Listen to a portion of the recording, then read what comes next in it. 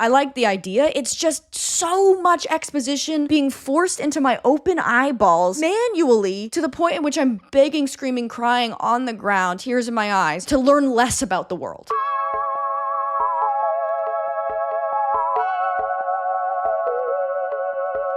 Hi, hello, how are you? Welcome back to my channel. If you're new here, my name is Carly, and today, there's no other way to put it. I have shit to say about the film, the piece of master cinema. You know, Woody Allen found dead in a ditch since The Uglies has been released. Let me get this out of the way. I have not been sleeping, don't know what it is, so I've lost my mind. Do you know when you get to the point where you're tired and like... I feel like I open up every YouTube video now complaining and info dumping about my various ailments, but I just have them. I'm not making it up for attention. I'm just constantly in a tough spot, and I need you to know so I can provide context for the way that I am. And you know when you're so tired that like your eyes can't focus. So that's where I'm at. Life is good. The sun is shining. I'm just not sleeping. It's awesome, actually. I actually think it's good. It's actually it's actually good. It's actually good because it's giving me more waking hours, and it's allowing me to kind of reach a different mental plane than the rest of you are operating on. So I am talking about The Uglies today. And if my eyes glaze over or I stop making sense, talking heads, that's why. It's because my brain is shriveled, it's dry. When you go to sleep, I don't know if you know this, I'm actually a scientist, my name is Dr. Thorne. Your brain like wets itself, no other way to say it, but it like washes itself. So when you don't sleep, your brain is very dry, and I've got a dry ass brain right now. I've got a raisin for a brain, and that's okay, that's valid, and it's actually a lifestyle choice that I'm choosing to make. We are talking about The Uglies today. The Uglies, 2024 movie based on the YA dystopian novel by Scott Westerfield. I watched the movie, so you don't have to. I'm just gonna walk you through it. As with anything that I talk about on this channel, I'm gonna make fun of the movie. It's not good. It's not a good movie, okay? Like, no way around it. I will say this. Oh, did everybody come together? Yes, everyone showed up on time. They came together to make a movie. Just because it wasn't for me doesn't mean that it's not worth doing or that it's bad. I'm not in any movies. So, like, you know, what the do I know? And also, is this video going to be titled like, I watched The Uglies so you don't have to, or like The Uglies melted my brain or something like that? Yeah, that's what it's going to be titled, obviously. But like, that doesn't mean that A, if you liked it, you're wrong, or B, I've lost my mind, you shouldn't watch it if you're interested in it. Like, that's actually what's really cool about any kind of media and art, is that it's not, might not be for me, but it could be for you, you know? So there we go. Sorry, guys.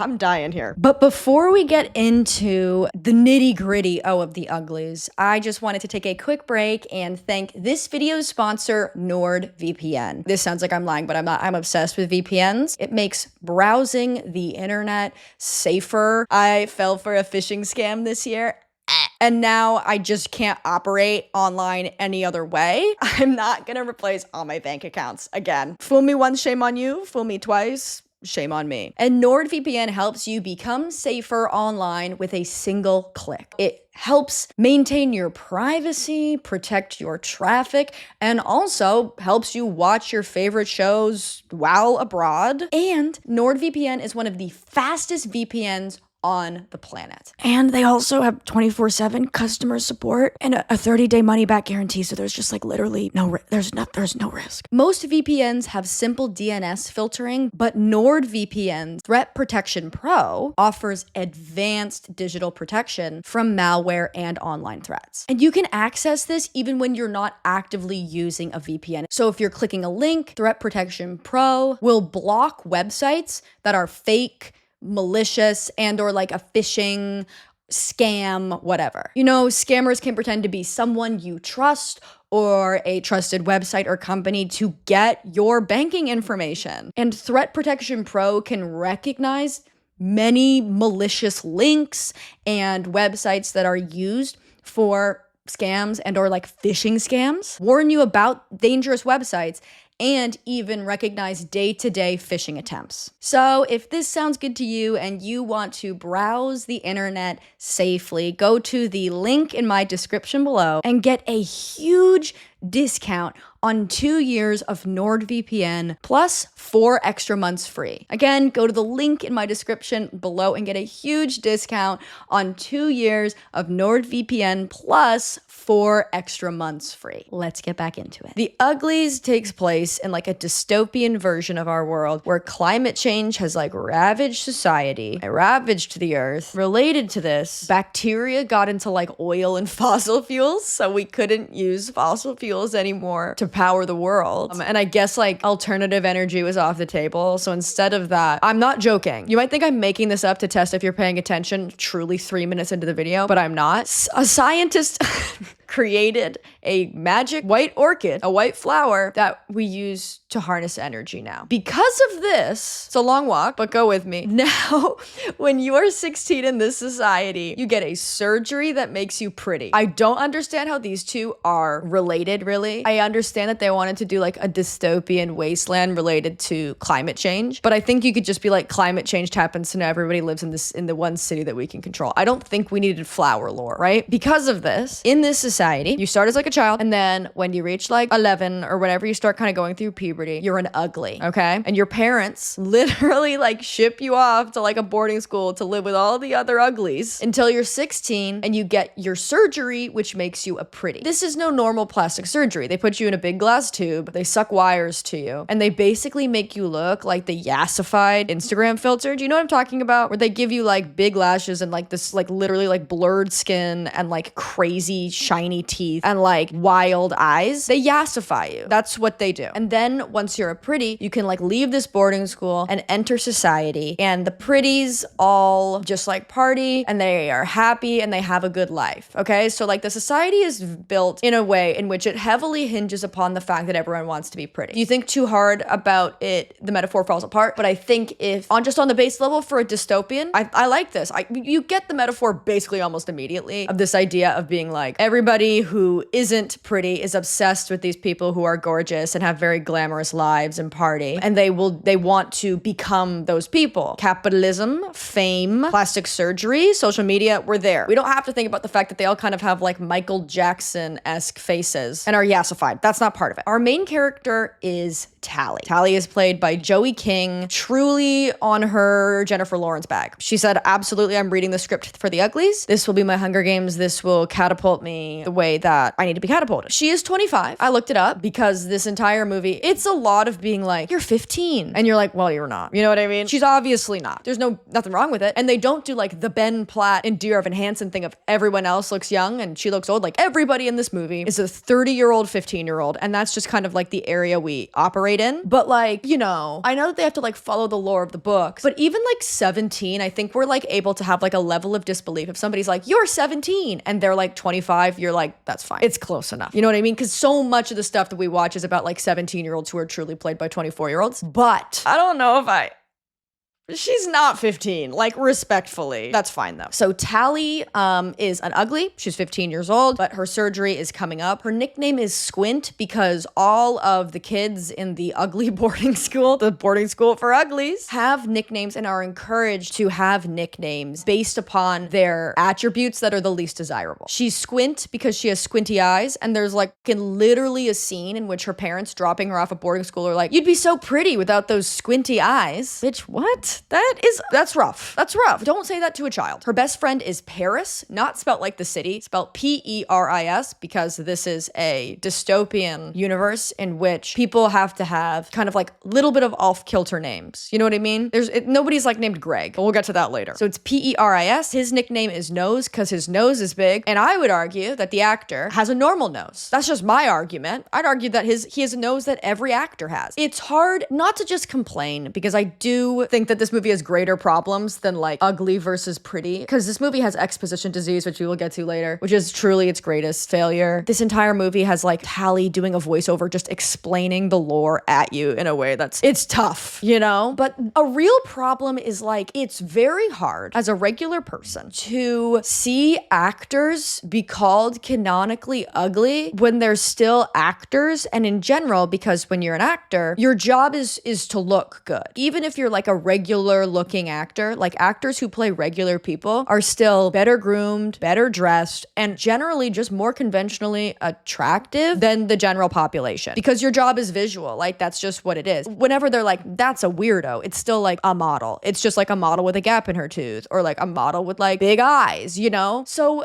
it's like Joey King and Chase Stokes, who are actors and have been actors for a very, very long time and therefore look pretty, being like, I'm ugly. I can't wait to be pretty. I'm ugly. And I know that their definition of pretty is yassified, right? So it does make sense in universe. Like everybody's ugly. We're all ugly because we're not yassified, you know? That's the basis of the movie. But when you're just watching it and kind of forget, you're like, but bitch, you probably have had plastic surgery, like, cause you're an actor. So it just fails on that level immediately. Like when he was like, can't wait to get rid of this nose. You're like, your normal nose, dude. And I know, and I get it. That is, I think, kind of the point, but I couldn't get past it. And I kept thinking like it would be nice to just cast more and more kind of like actors who exist outside of what society deems as conventionally attractive. But instead we have Chase Stokes being like, I'm ugly. And I don't believe it. I don't believe it for a second. So Paris and Tally are best friends. They've been best friends since they came to the ugly boarding school for uglies, Miss Peregrine's school for ugly children. And they are obsessed with the pretties and they really want to become pretty, but everyone in this universe does. Paris and Tally will sneak out at night from like a bridge or like a ledge, watch the pretties with like spy goggles. That's like where we meet these characters, is they've broken out of their like dormitory and they're using like little Google Glass and they're spying on the pretties and their glamorous lifestyle. It's very, very aspirational to them. Tomorrow is Paris's surgery. On the day you turn 16, you get surgery to become yassified, to become prettyified, to get your face absolutely beat to hell. And Tally does not turn 16 for 3 more months, so there's going to be 3 months where they're apart. Tally's worried that Paris is going to forget her. Because it's a movie, we know that that's obviously going to happen. It's like Chekhov's gun. If somebody in a movie is like, I hope you don't forget me, they're about to be forgotten, dropped like a moldy, hot potato, a potato that is somehow hot, boiling hot, moldy, and just, it's steamy. You know, it's moist, it's steamy. They're about to get dropped to such an extent that the velocity they pick up from when they drop will be that when they hit the earth, it's like a second meteor hitting the earth, killing the dinosaurs, except it wipes us all out. Like, you know he's about to forget about her. But they have this conversation where she's like, don't forget me. And he's like, I could never forget you, Squint. You're my best friend. In 3 months, you'll get the surgery. Just come find me. So Tally and Paris both have matching scars on their hands. I was kind of hoping that they did like a blood pact. That'd be a fun little kind of fold in this story. It's like just an ancillary blood pact, not about the plot at all. Just a loose, separate blood pact, not about the pretty surgery. But in actuality, what's happened is at one point, Paris was trying to talk to Tally and she was on like her iPad, but it's like the future, so her iPad is clear, but it's an iPad, you know? And she's watching like the pretties. He gets mad at her, so he smashes her iPad and is like, you're enough for me. Why are you focusing on the pretties? You're enough for me. And when he smashes the iPad and they're trying to pick up the glass, rookie mistake, they get glass in their hands. There's levels to this that I don't agree with. Dude, if I was ignoring somebody pointedly because I was on my iPad and their response to that was to smash my iPad, I would ask myself a couple questions about continuing our friendship. You can't immediately jump to smashing iPad. That can't be plan A. That's gotta be plan F. You've gotta cycle through a couple plans before you smash my iPad. But this bonds them because they're enough for each other and they love each other. And I'm sure nothing is gonna change.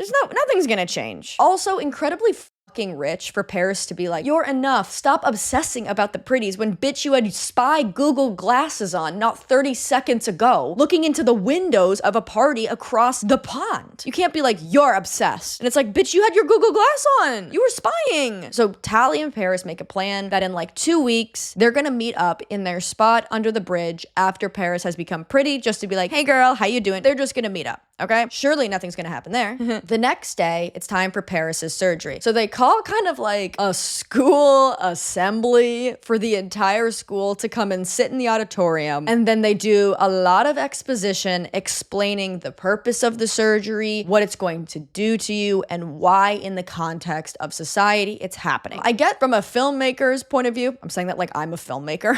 As a fellow filmmaker, cinephile, cinemaniac, I get what they're trying to do. Trying to do like in universe exposition, where it's like, okay, if we have them explaining at this assembly the purpose of the surgery, even though everybody in this world knows about the surgery, fine. You know, that's fine. Okay. They would probably do that at the assembly. But here's my fucking beef with this. From what I'm seeing, just based on the extras they have, there's maybe 500 kids at this school, which I'll accept as the majority of the population, because let's say climate change destroyed the population of the world. There's 500 kids at this school. So yeah, there would be a couple that would share a birthday. But every time a kid has a birthday, do they do this assembly? Every time there's a birthday at this school, everyone has to haul ass to the assembly, let Dr. Cable, played by Laverne Cox, monologue for minutes on end about the purpose of the surgery, when you maybe had this assembly yesterday if it was somebody else's birthday. Do you know what what's happening here? Also, every time it's someone's birthday, truly 12 other children in the school also have this birthday. Statistically speaking,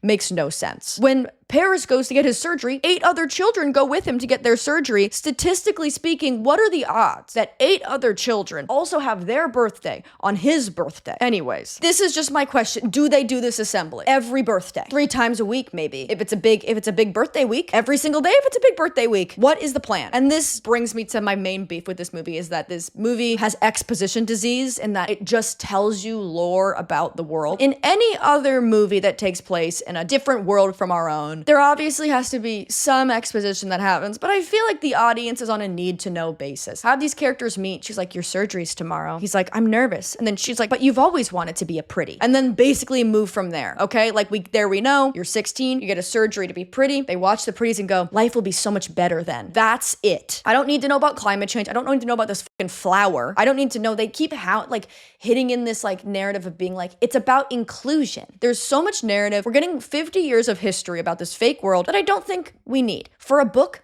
love that. Yes, but making a movie and a book are very different. If you were watching The Hunger Games, and in that first scene in the movie, or like the second scene where Katniss is getting Prim ready for the reaping, Prim is nervous, and Katniss goes, your name's only in there once. You have nothing to worry about. So, okay, every child presumably has their name in this thing once. They're going to pull names, I guess. Let's go see what happens. And then more and more of the story is revealed as you get there. They do a bit of a presentation at the reaping, but it's not 7 minutes of lore. Imagine instead it's Katniss going, don't worry, you're not going to be reaped for the 74th Hunger Games because your name is in there once and mine is in there several times because we're poor, because of the war where there was uprising, and to keep the districts in check, President Snow, he'll come back later, make sure that the districts every single year from a lottery get 1 boy and 1 pulled from all 12 districts. District 13, don't worry about that. They get pulled and they have to do a child death match. However, this is a large, incredibly complex metaphor for capitalism as well and its relationships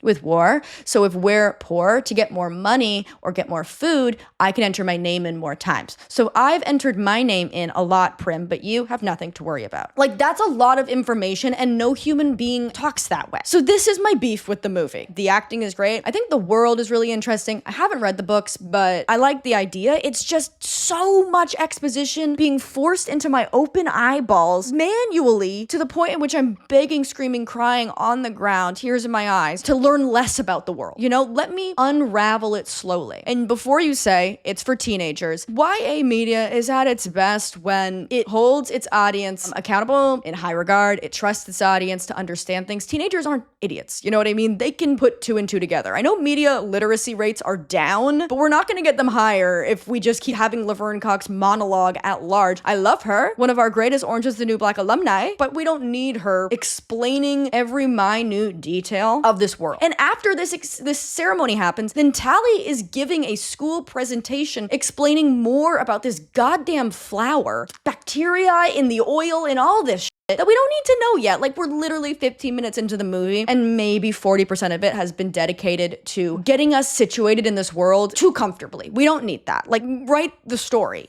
As I said before, Laverne Cox is playing Dr. Cable. She's the head doctor behind the whole pretties surgery. She is, I think, one of the creators. She runs the program, that kind of thing. I don't know why, if she is presumably the head scientist of this entire society, only she would have the time on her hands to go to this school, presumably every single day, for the daily birthday and pretty surgery explanation assembly that this school is conducting. But she's there, she's explaining the surgery. Laverne Cox is doing like a mad scientist kind of thing, not like, I don't know, Dr. Doofenshmirtz or Dr. Frankenfurter. Just immediately you know she's evil, and it's good. I like it. These YA kind of dystopian movies, I feel like, are really fun when the adults in them, the actors that are the adults, like really get to like make some choices. And Laverne Cox is making some choices, so I have to respect that. Just remember that name. Dr. Cable is obviously evil. So while she's giving this assembly speech, presumably for the 75th time this school year, a couple more students like file in and sit down, and Tally and Paris overhear them talking, and they're like, did she really run away to the smoke? The smoke's not real. David's not real. Did she talk to David? The David? And basically what they're referring to is the smoke, which is an underground organization that might be real, might be not, that is a resistance movement or an alternative to getting the surgery. The smoke believe in aging naturally, living in nature, and resist the way of life that is the norm in pretty society. No one knows how you join them, where they are. Again, it's like an underground kind of movement, but the day before your birthday and you're forced to get your pretty surgery, people will escape to find him. Again, if this was darker and more Hunger Games, I'm just gonna keep comparing it to the Hunger Games because I just think that it's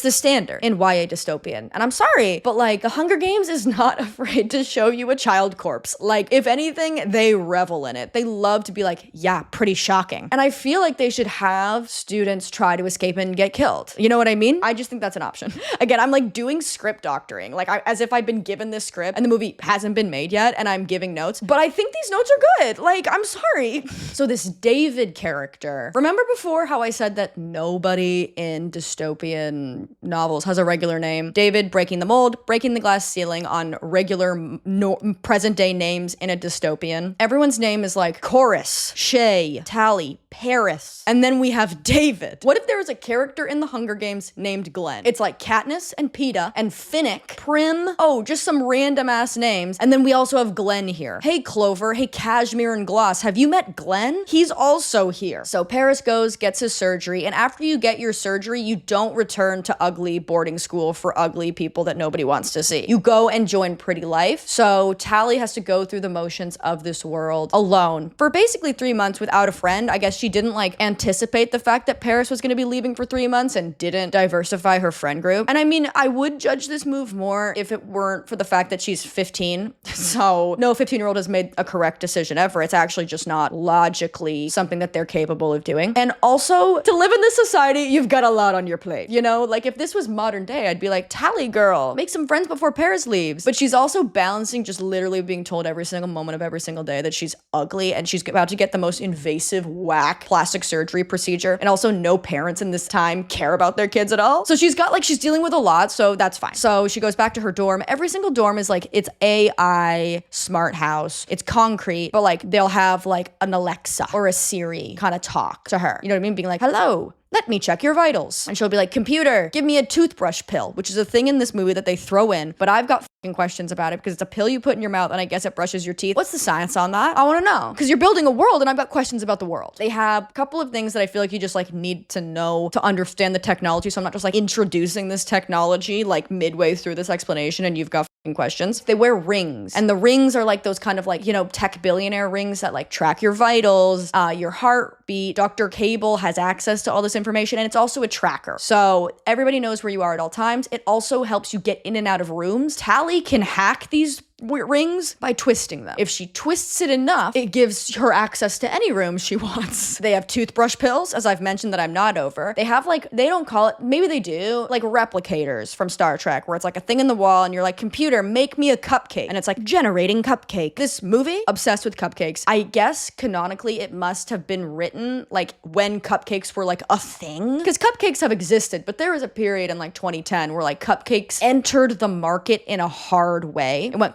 cupcakes, and then later it was froyo, and there was just like cupcake shops, froyo shops, because Tally, despite living in a dystopian hellscape, has time to stop for a motherfucking cupcake whenever she can. So she's generating cupcakes from the replicator that like she can hack as well by twisting her ring, I guess. They have those little Google glasses that they can zoom in on. They have tablets, which are basically their phone. There's a thing called a bungee jacket, which just you can fall off a roof and not die. There's hoverboards. I feel like that's everything that's important. Oh, they have this thing that's like social media where you make an account and then you design an avatar the way you want to look when you get your pretty surgery. Okay, because they really want the kids to be like excited about getting their pretty surgery and not ask literally any questions. So Tally goes, it's like 2 weeks or a month or however long they said it would be. And Tally goes to like meet up with Paris. She sneaks out, she hacks her ring, she runs, she goes under the bridge, waits for Paris. Paris doesn't show up. So she gets really worried that something happened to him. So she decides to break into the city, like the pretty city committee, love, itty bitty pretty city committee, to find him. She does find him pretty quick, so it's okay, but what's your fucking plan? You're gonna break into the equivalent of New York City and just find your friend with no information? So she breaks in. Luckily, there's like 17,000 different parties happening that night, and approximately 98 of them are different forms of masquerade balls. So she just puts on a little mask, like a little mask. That's a fox. So she's basically able to like break into the city and not be seen as ugly because she's wearing a furry mask, right? So she's going in. It's very beautiful and very grand. I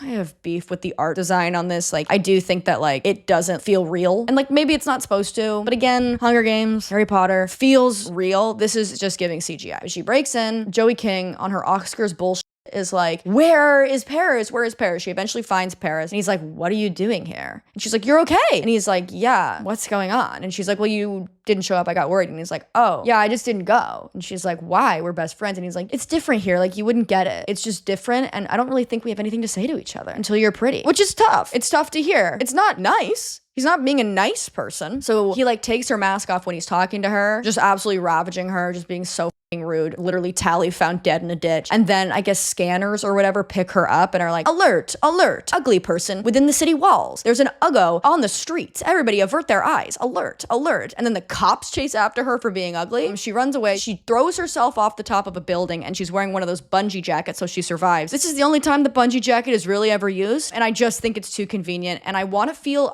this is going to sound like I'm a creep, but like, I want to feel like my characters and the things that I'm watching can die. I don't need them to die. You've introduced a bungee jacket. I'd be like, well, then I just simply wear it all the time. I would, you know, like if I'm about to get pushed off a fucking building, I'll just wear the bungee jacket and I'll be fine. So she's fine. She's running away. Oh, I also forgot to mention that Paris has been yassified and he looks insane. I actually think this design is good. Like, it is so scary. It is so like uncanny valley. It's literally the yassified, like it's literally, they've yassified him with the yassified filter, with like the TikTok glam filter. It's actually nuts. It's actually insane. Really, really scary. So she's running and she's trying to hide from the cops and she runs into Shay. Shay is one of those characters that was talking earlier about the smoke, and Shay is on her hoverboard and she grabs Tally, puts her on her hoverboard. They outrun the police and they like laugh and become friends because they're like, I didn't know that you like broke out. Damn, we should be friends. And they have the same birthday, which is actually really convenient because at least this time they're not gonna have to throw two separate surgery getting Dr. Cradle. What's her name? Not Dr. Cradle. Dr. Cable doesn't have to give her speech twice. You know what I mean? At the assembly for surgery birthdays that's seemingly happening every single day at the school. So they become friends. I think their friendship develops nicely. I think the character work here is actually good. I actually, just because I'm gonna come at the writing of this movie so hard, and I'm not coming for the books. I haven't read the book. I don't know if the book is good or not. But I think that the characters all feel really different, and I think that the relationship between Shay and Tally actually grows well. I think it's actually done well. Just so you know, compliment sandwich. I think that the characters are good. So they become friends. They go to school, and like in the next scene, but I'm assuming time has passed because she's like, look, I can hack the wall with my ring and it spits out cupcakes, whatever. So somebody comes up to Shay and is like, hey, I finished this. It's awesome. And it's a copy of Walden by Henry David Thoreau. I screamed when I saw this. Like it really, really made me laugh. One of my favorite like young adult media kind of tropes is pretentious literary choices. You see that a lot in John Green books and I eat it up. I love it. I just think it's awesome. I have no notes regarding this. I love it when, like, yes, we should have children children forcing their way through Henry David Thoreau, brain shredding at least 70% of the meaning of Walden. You know what I mean? Because I assume, if this is in the book as well, children would have read the book, been like, oh, I love these characters, I'm gonna read Walden, and then not been able to understand any of it. No notes. So I guess books are banned in this universe because they spread ideas. Also, I guess everybody who's pretty doesn't read. As we all know, a rule of our society and theirs is you can't be pretty and read. It's just not possible. You have to pick a lane by law or you get locked up. Like, it's just one of the facts. I'm sorry. So this person is like, hey, Shay, thanks for this. That was awesome. Is that what the smoke is really like? That's crazy. And Tally's like, is that a book? And she's fucking pissed at Shay. She's like, they could delay my surgery, Shay, if they see one of my new friends with a book. Do you know what this could do? And Shay's like, bitch, calm down. They want you to get your surgery.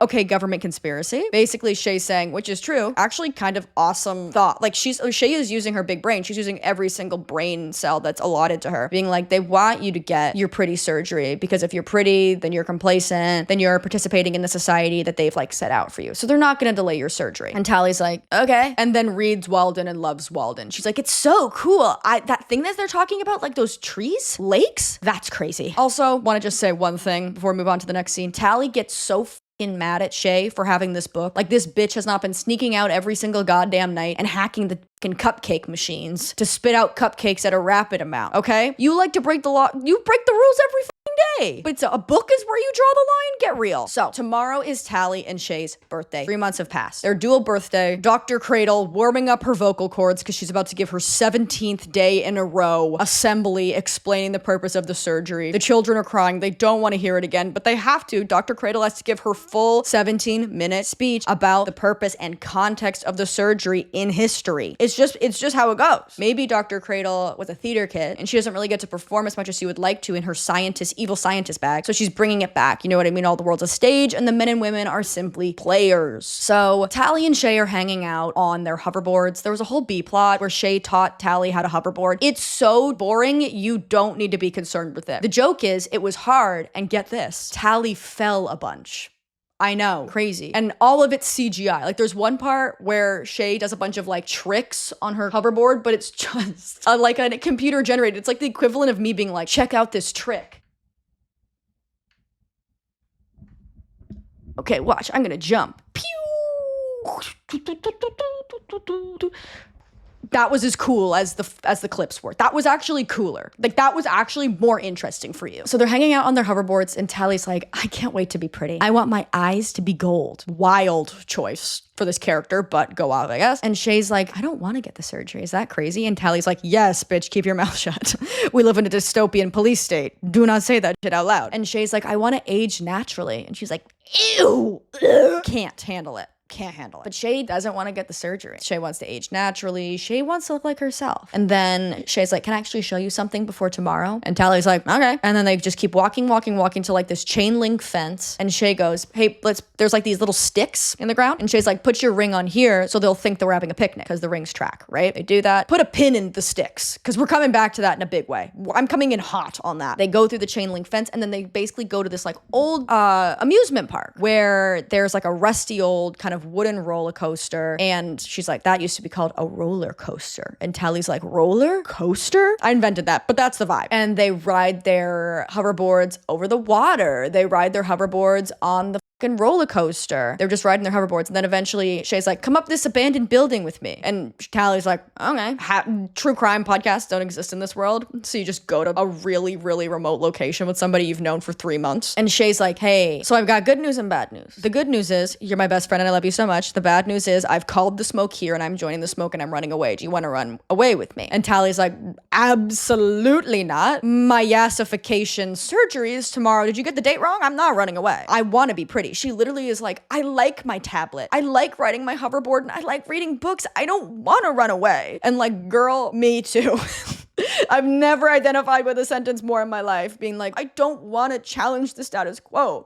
I like my laptop so fucking much. Just want to read books and like go on my laptop and like ride my skateboard. Is that too much to ask? Okay, so basically they get to like this point where Shay's like, well, I'm running away. I just lit this fire, so David's about to come and get me. So Tally's like, okay, I'm gonna go. I miss you. I love you. Because they'll like literally never see each other again. And Shay's like, if you change your mind, I've written directions for you to get to the smoke in a code only you'll understand. Tally leaves and Shay runs away. So the next day, Tally, of course, goes to the daily assembly for birthdays and surgery information, gets called with truly 17 other children have this birthday. What is this universe? And they slowly, one by one, like they go to this like waiting room and the nurse comes out and will like call someone's name to come get their surgery. And she's wearing like a little nurse's outfit, and she's got like she looks sick in like the cool way, not in like the ill way. She is an insta baddie in her little nurse outfit, and they don't call Tally, and they go, actually, now that we've made everybody else pretty, you need to go talk to Dr. Cable. So they take her to Dr. Cable's office, and Dr. Cable's like, hey girl, Shay's missing, you know anything about that? And Tally's like, what?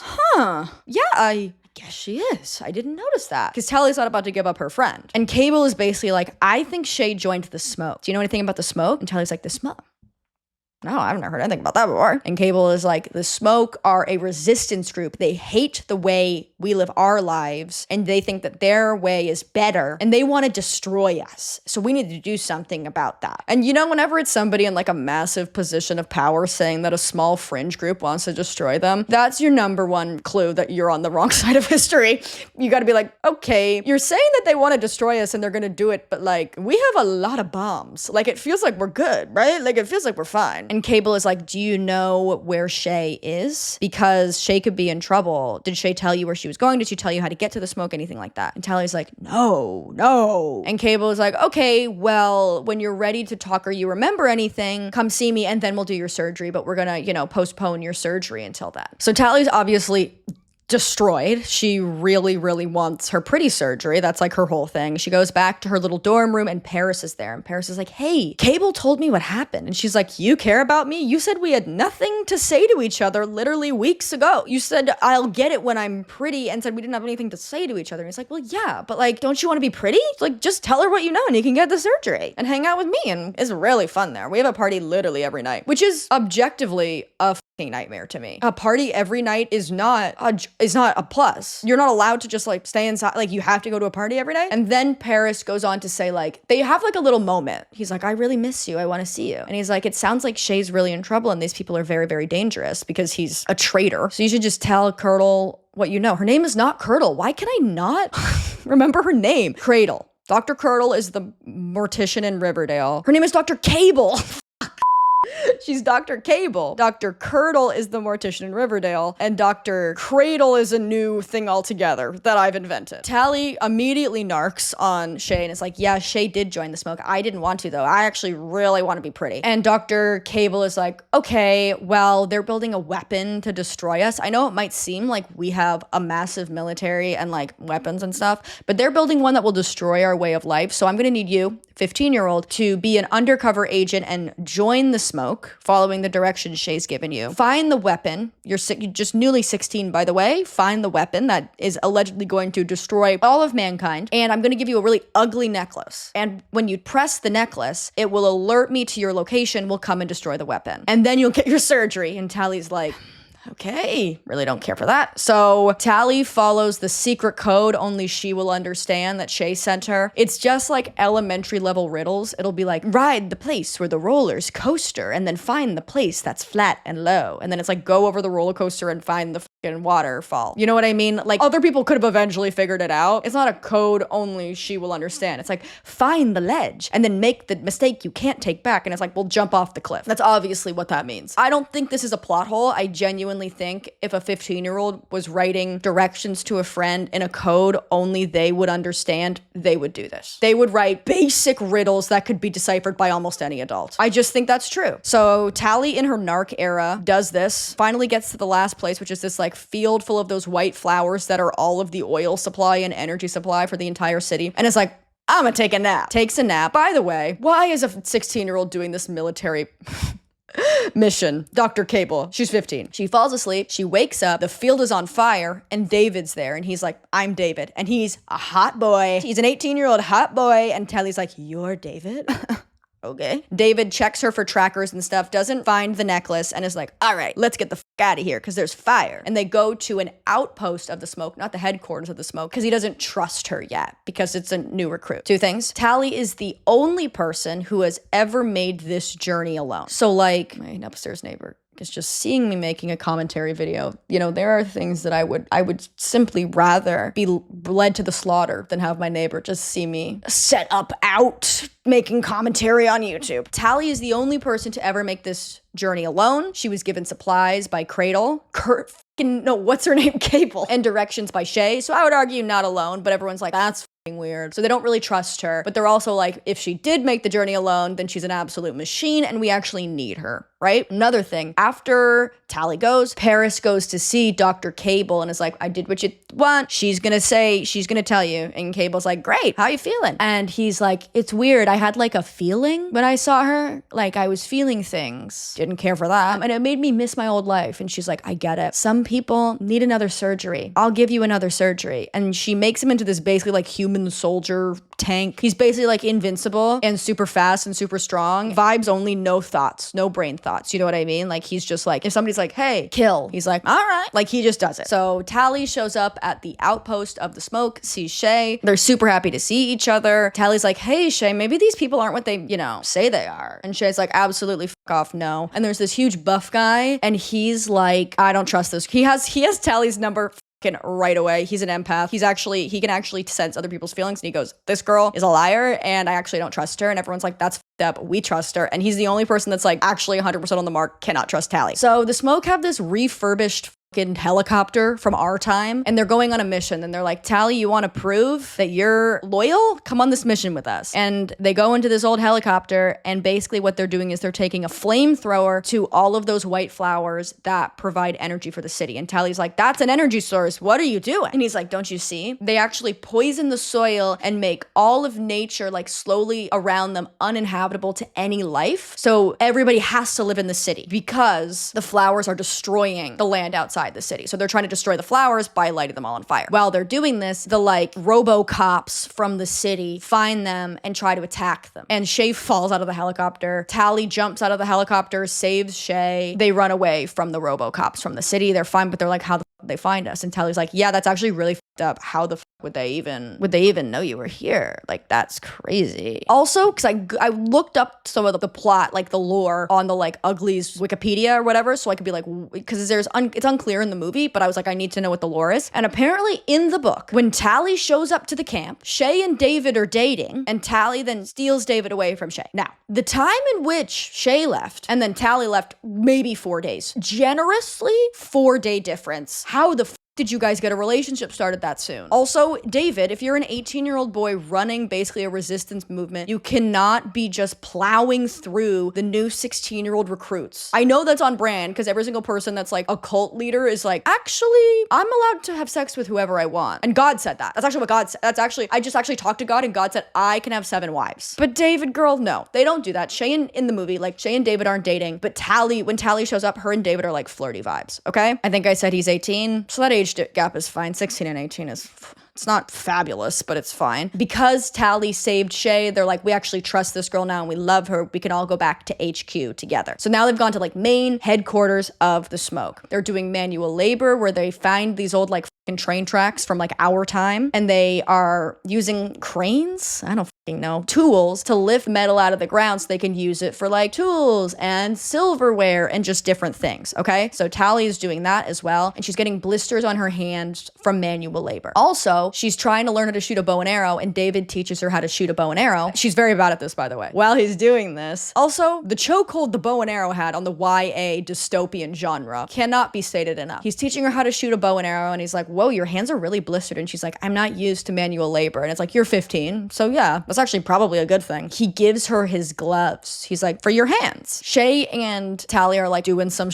they're like by a stream, kind of like standing in there. Truly nothing more on brand for 16-year-old girls than just kind of to be standing near a body of water talking. And Shay's like, are those David's gloves? And she's like, yeah, he gave them to me. And Shay's like, you don't understand. Items mean different things here because he actually had to make those. So it's not just a nice gift. Like, he made those. He really likes you. And it's like, Shay is correct, but girl, you've been here for 24. Like, how much longer were you here before I was here? 4 days? Acting like the expert. So Shay's like, he likes you and you need to make a choice whether you like him or not. Tyler's like, okay, it doesn't really feel like your business, but fine. David and Tally are hanging out and David's like, you want to meet my parents? Let's come meet my parents. And they live in a wood cabin, log cabin, which is a wood cabin, but it's a log cabin because David was raised in the woods. David's parents used to be doctors in the city who actually did the procedure on people, and they were like pretties as well. But while they were doing research, they realized that not only a lot of people were dying during the procedure, also the procedure created lesions on the brain, which actually made you dumber and more complacent, basically a sedative to the masses. So they were doing research to figure out how to reverse these effects or how to stop the surgery from doing this, and Cable was like, absolutely not. And they realized that the lesions on your brain are not a side effect of the surgery, but the purpose of the surgery. And they're just kind of Trojan horsing it in the plastic surgery. Love the message in this that to be pretty is to be stupid. Actually obsessed with that, 10 out of 10, literally no notes. This is a real turning point for Tally's character because she's like, I would never want to be pretty at the expense of my mind. And we find that David's mom and dad are working on the cure to the pretty surgery. And all they need is like this specific chemical that's kept in Dr. Cable's lab. What is wrong with me? In Dr. Cable's lab. And once they have that, then they'll have the cure to the pretty surgery. And this is the weapon Dr. Cable is talking about. So the RoboCops from the city and Dr. Cable basically just like take the camp while Tally and David are chilling with his parents. They're like, what the f***'s happening? And the parents are like, okay, you guys go hide. We'll just like create a diversion by being like, we're here. So they grab them, they cuff them, and Dr. Cable is like, hello, where's David? And they're like, man, I don't know. Who's David? Blah, blah, blah, blah, blah. Paris is there because Paris is a RoboCop, remember? And Cable's like, I'll give you one more chance to tell me where David is. And they're obviously not going to give up their son, right? So she goes, okay, Paris. And then Paris walks over and snaps David's dad's neck in front of everyone. This is the first kill of the movie. It is shocking. It is effective. To see a neck snap is not something that is easy on the eyes. This also begs the question of like, is this the love triangle? Like, is the love triangle in this book and movie like Tally deciding between Paris and David? Because that is a level of complexity, but also just like an obvious choice that you don't usually see in love. Well, actually at the end of the Hunger Games, we get there. Where like there's one guy who's nice and then there's another guy who's like a murderer. Anyways, David's mom slips the cure into David's pouch so it's safe. So Dr. Cable destroys David's mom's lab looking for the cure and it's like, it's not here.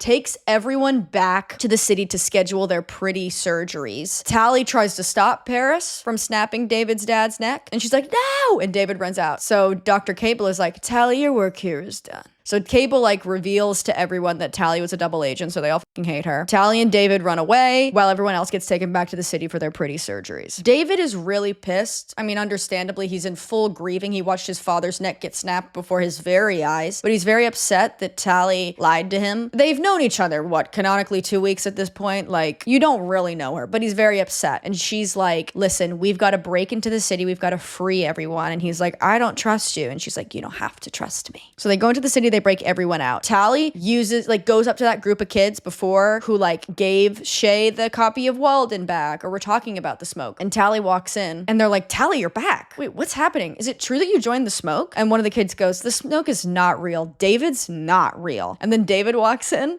and he goes, you're not real. Like he panics. It's a really, really funny line. It's a funny line read. How do these kids know what this underground like leader looks like? I don't think they would know, but whatever. Tally is basically like, you guys need to create a diversion so that we can break in and free everyone. So they basically like set off a bunch of like alarms and they write the smoke lives in the sky and whatever. Tally hacks the ring again to get access and they break in and they free everyone. But David's mom is like, they've already taken Shay to surgery. So they break into Cable's office. Shay has been yassified and it's horrific. She's in like a sequined gown. She's got like a big kind of party city. She like wig big, she looks like a Bachelor contestant. Like she really does. And she's like, hey, I love being pretty. It's a really great performance from this actor. It is genuinely like very, very disconcerting and upsetting to see. She's like, I love being pretty. I have gold eyes, just like you, Tally. So Cable bursts in and captures them and is like, it's time for David, Tally, and David's mom to get their, David's mom's name is Maddie, by the way. Like she has a name, it's just, I just didn't say it, to get their surgeries. And Shay's like, don't worry, it's super fun. So they're all about to get their surgeries, and then the helicopter bursts in and they're free. And they're running. And Paris is there in RoboCop mode. Tally's trying to be like, Paris, it's me. It's me.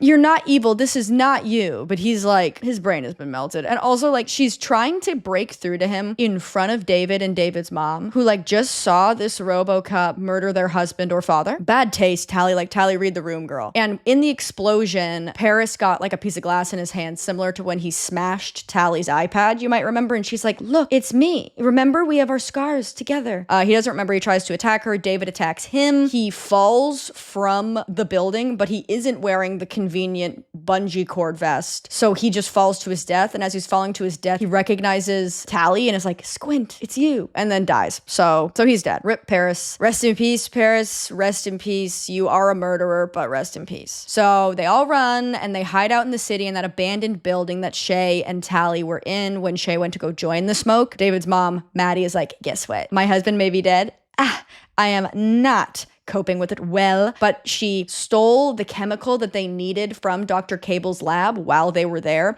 So now the cure is complete and they can cure the pretty surgery with this syringe, I guess, or at least the lesions on their brains. And they're like, great, we can cure Shay. And Shay's like, I don't want to be cured. I love being pretty. I'm only here because I feel bad for Tally. And they're like, oh, well, I guess we can't cure her if we don't have her consent. And like, don't take this out of context. Do not take this out of context. I swear to God. But it feels like in this scenario specifically, we can ignore the consent. Like her brain is lesioned against her will. We know it's against her will because the entire movie she's been like, I do not want to be a pretty. I don't want to get that surgery. She's taken to the surgery that melts your brain against her will. And now that she's melted her brain, she's like, I don't want it. Like we can ignore the consent.